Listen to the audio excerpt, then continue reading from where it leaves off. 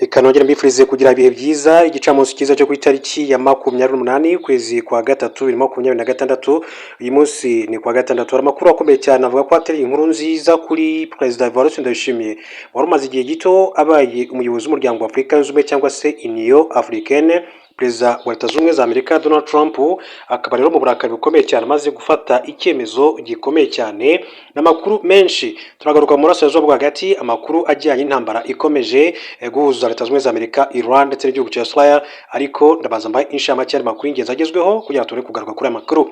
Reka nce mu gihugu cya Uganda babwire ko batatu bafunzwe bazira kwiyitirira umuyobozi mukuru wa polisi. Polisi ya Uganda yatangaje ko yataye muri yombi abagabo batatu bakekwaho kwiyitirira umuyobozi mukuru wa polisi Aba Byakagaba, bagamije kandi kwiba abantu. Abafashwe aribo Abubakar Utman, Bukenya Fahim, Kawesi Dalton, bataye muri yombi ku itariki 24/26. Polisi ya Uganda ivuga ko uko ari batatu banguje konti ku mbuga nkoranyambaga, bafunguje konti ku mbuga nkoranyambaga bitiriye IGP Ibyakagaba, bagamije kandi gucucura abantu twabo.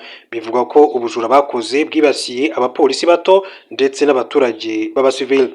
Umuvugizi wa polisi mu gace ka Kampala SP Rachel Kawala yavuze ko bafungiye kuri sitasiyo ya polisi mu mujyi wa Jinja, gusa yirinda kugira byinshi atangaza ku mikorere y'ibi byaha byabereye mu gihugu cya Uganda.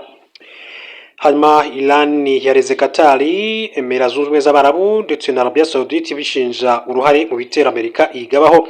Iran yandikiye akanama k'umuryango w'abibumbye irega Qatar, Leta Zunze Ubumwe z'Abarabu, Arabia Saudite uruhare mu bitero Leta Zunze Ubumwe za Amerika zikomeje kwigabaho. Mu nyandiko Iran yohereje aka kanama k'umutekano yavuze ko ubutaka bw'ibi bihugu byo mu burasirazuba bwo hagati bukoreshwa n'igisirikare cya Amerika mu kwigabaho ibitero.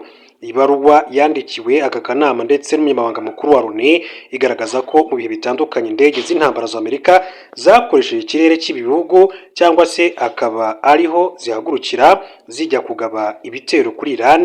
Ivuga ko ibi byabaye hagati ya tariki ya 15 20 Werurwe 2026.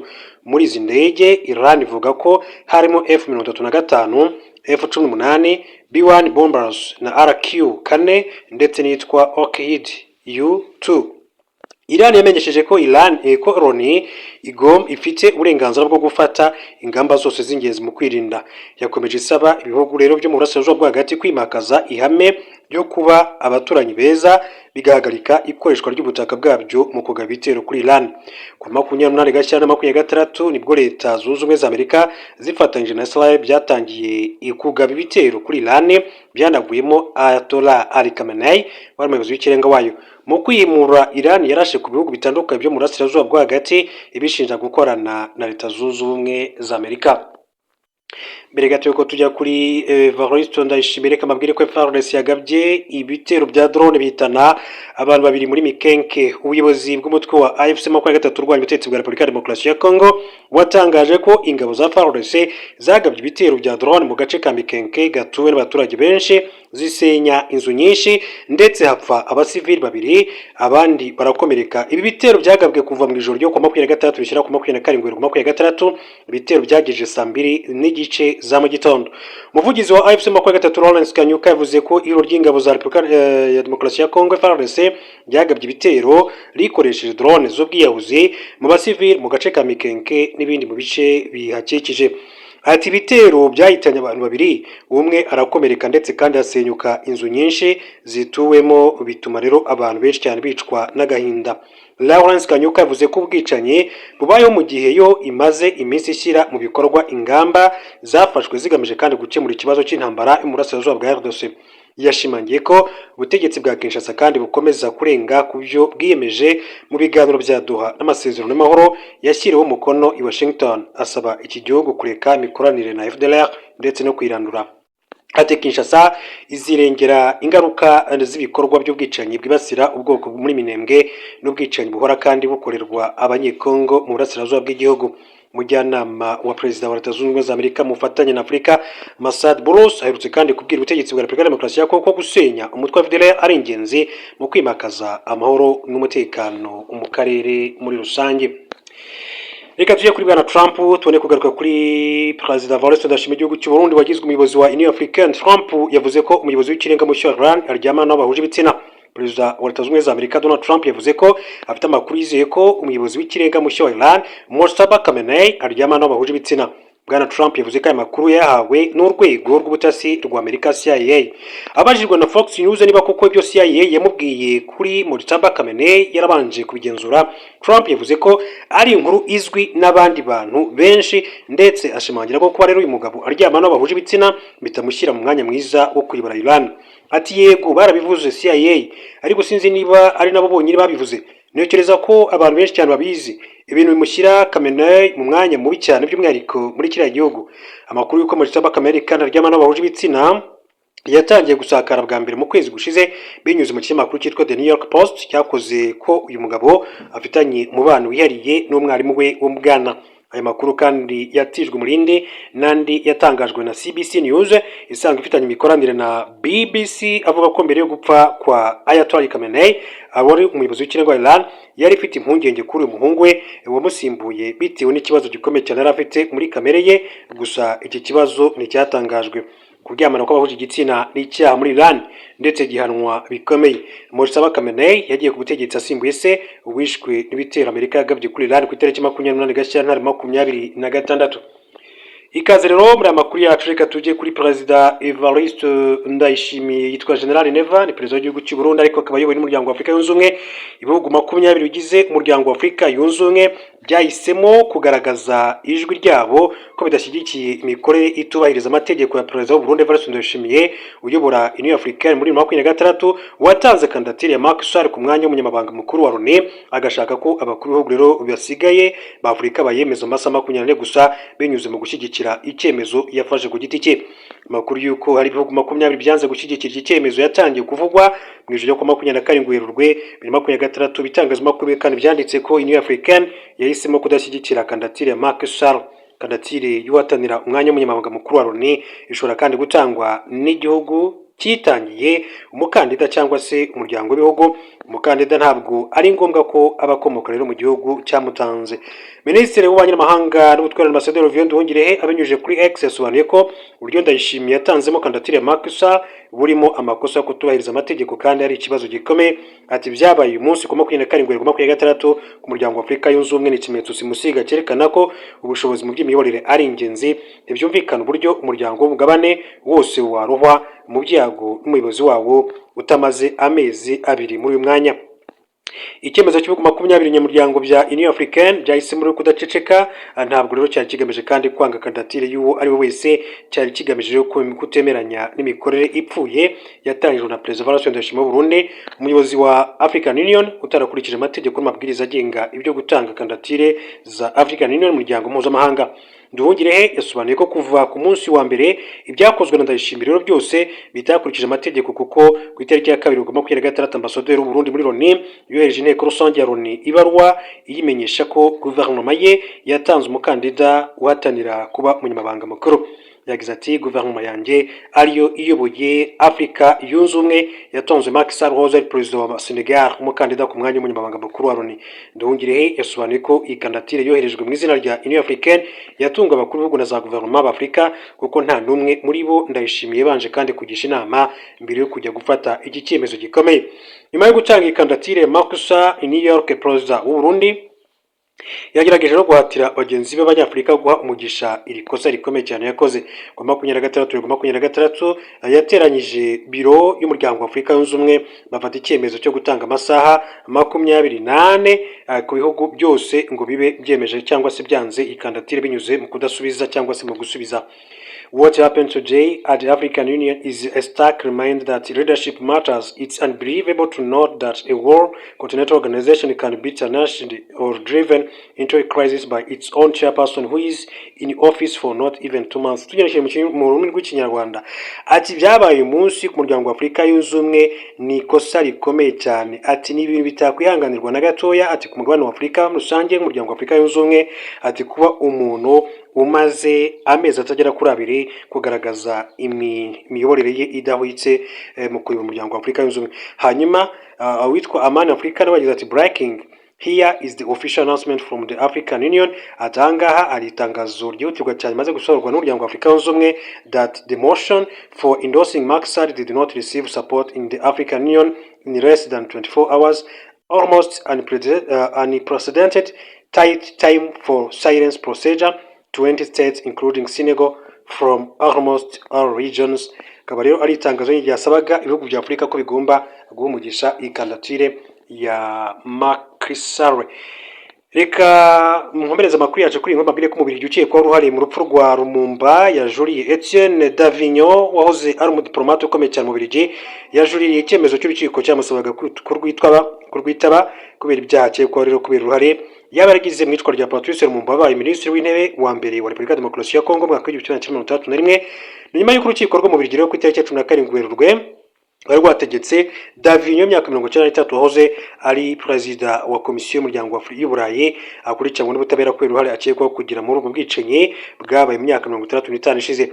Uwo mugabo niwe wenyine kandi ukiriho mu Bubiligi 10 bashinjwaga kugira uruhare mu rupfu rwa Lumumba mu kirego cyatanzwe n'umuryango we mu 11 ndetse byasabye imyaka irenga 10 icyo kirego gitanzwe kugira ngo ubutabera mu Bubiligi kandi bwemere kuburanisha urwo rubanza. Umunyamategeko wa Davignon yatangaje Reuters biro n'amakuru by'Abongereza ko umukiriya we yajuriye icyo cyemezo ariko ntiyagira byinshi atangaza kubirebana n'ubwo bujurire. Abashinjacyaha bavuga ko Davignon wari umudipolomate icyo gihe yaba yaragize uruhare mu ifatwa cyangwa se mu ihererekanywa rya Lumumba mu buryo bunyuranyije amategeko ndetse no kumutesha agaciro. Lumumba wabaye minisitiri w'intebe wa Repubulika ya Demokarasi ya Kongo haraniye ubwigenge bwayo yishwe arashwe muri Mutarama mwaka wa 1931 nyuma yo gutabwa muri yombi yashingiwe ku itegeko ry'Ababiligi bakolonije iki gihugu. Umurambo we utwikishwa aside hasigara iryinyo gusa. Nubwo ubutegetsi bwa Lumumba kandi bwamaze amezi agera kuri 3 gusa yabaye ikimenyetso gikomeye cyane cy'urugamba rwo kurwanya ubukoloni mu gihe ibihugu byinshi cyane bya Afurika byari biri muri urwo rugendo. Iperereza ryakozwe n'inteko ishinga amategeko y'Ububiligi kuri dosiye y'urupfu rwa Lumumba muri 2001 ryanzuye ko iki gihugu cyarugizemo uruhare. Ibyatumye 2022 guverinoma yacyo isaba imbabazi umuryango wa Repubulika we ndetse n'igihugu cya Repubulika ya Demokarasi ya Kongo. Macky Sall takwangwa bitarenze kwa gatanu ku majwi arenze 1/3 cy'ibihugu byemerewe gutora imbanziriza mushinga y'icyemezo cyo kuyemera yari kuba yemejwe mu bwumvikane nk'uko amategeko y'imikorere ya Union Africaine abiteganya. Macky Sall w'imyaka 34 yategetse Senegal kuva na 12 kugeza 24 ubwo yavaga ku butegetsi nyuma y'imvuru ziciwemo abantu zatewe no gushaka kwiyamamariza manda ya gatatu nk'uko amakuru akomeza kubishimangira. Ubutegetsi bwa Macky Sall bwa Senegal Bassirou Diomaye Faye bubanye nabi na Sall. Manda y'umunyamabanga mukuru wa ONU Antonio Guterres irarangira mu mpera y'umwaka. Abandi bakandida bamaze kandi kumenyesha ko bifuza kumusimbura n'uwitwa Michel Bachelet wahoze ari perezida wa Chili akaba n'uwahoze ari komiseri mukuru wa ONU ushinzwe uburenganzira bwa muntu. Kandidatire ye yatanzwe na Chili, Brazil ndetse na Mexique. Rafael Grossi umukuru w'ikigo mpuzamahanga gishinzwe ingufu za nucleaire watanzwe na Argentine nk'umukandida. Umunya Costa Rica witwa Rebecca Greenspan umukuru w'akanama kawoni k'ubucuruzi ndetse n'iterambere muri rusange.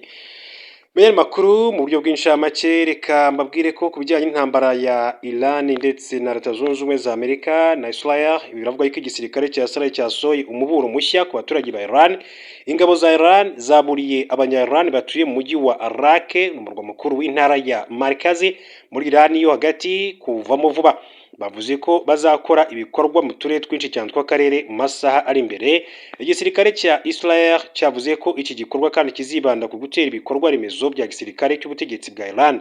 Ubutumwa bwasohowe kuri konti ya X yahoze ari Twitter mu rurimi rw'igiperse bwagize buti kubw'umutekano nyuma wanyu n'imibereho myiza yanyu turabasaba guhita musohoka.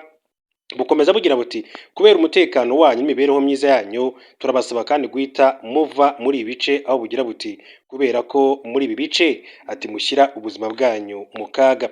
Naho Iran iragira inama abaturage bo mu burasirazuba bwo hagati kuva mu duce twegereye ingabo za Amerika. Umutwe w'ingabo zirinda impinduramatwara muri Iran waburiye abantu bo muri ako karere kuva mu duce ingabo za Amerika zirimo.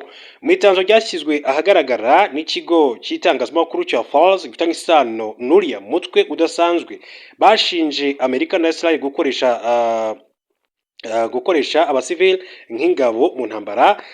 Iri tangazo kandi ryanashinje Leta Zunze Ubumwe za Amerika kwica abaturage ndetse n'abayobozi ba Iran.